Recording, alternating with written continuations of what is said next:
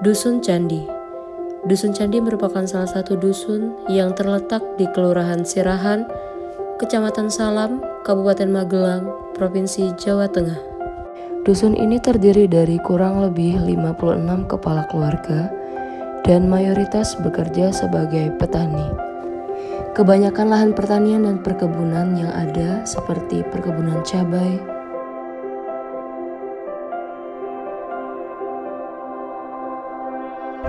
jagung,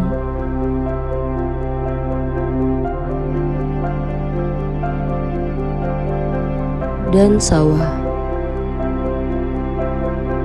Dusun Candi merupakan kawasan yang senantiasa mengalami perubahan dan perkembangan yang dinamis, baik dari aspek pemerintahan, perekonomian, kependudukan, maupun sosial kemasyarakatannya. Kawasan dusun ini adalah kawasan perdesaan yang masih asri, sejuk, aman, dan juga bersih lingkungannya.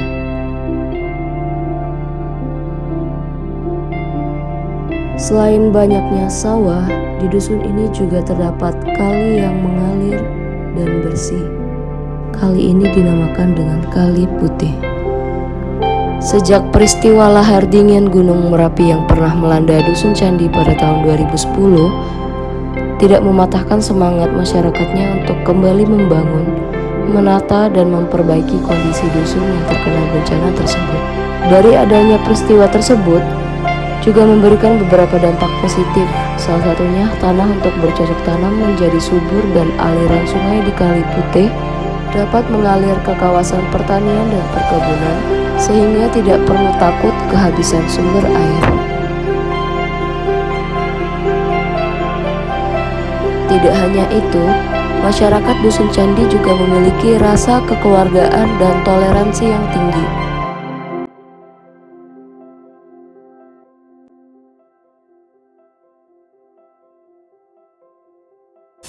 Assalamualaikum warahmatullahi wabarakatuh. Perkenalkan, nama saya Akbar Dana Kurniaji, biasa dipanggil Akbar. Saya lahir di Trenggalek 22 Februari 1996.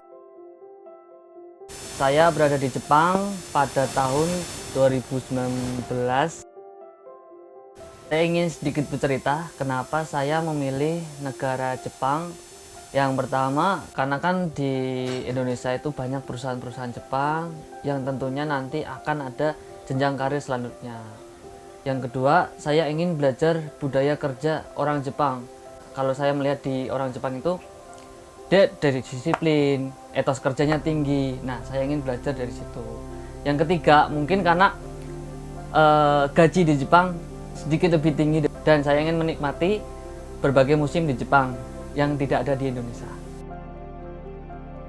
Bagi kalian yang ingin pergi ke Jepang, saya kasih sedikit tipsnya. Untuk yang pertama, kalian siapin mentalnya dulu. Soalnya Jepang itu nggak seindah yang terlihat di Instagram atau teman-teman kalian tuh yang sering upload di Jepang. Itu nggak seperti itu ya, mungkin yang indah-indahnya doang. Karena di Jepang itu kan etos kerjanya tuh tinggi banget. Jadi benar-benar yang menjaga namanya waktu kerja itu. Kalau kita lihat di Indonesia kan banyak yang namanya waktu terbang sia-sia, molor. Nah, di sini benar-benar dijaga. Yang kedua, kalian cari informasi instansi yang bisa mengantarkan kalian ke Jepang.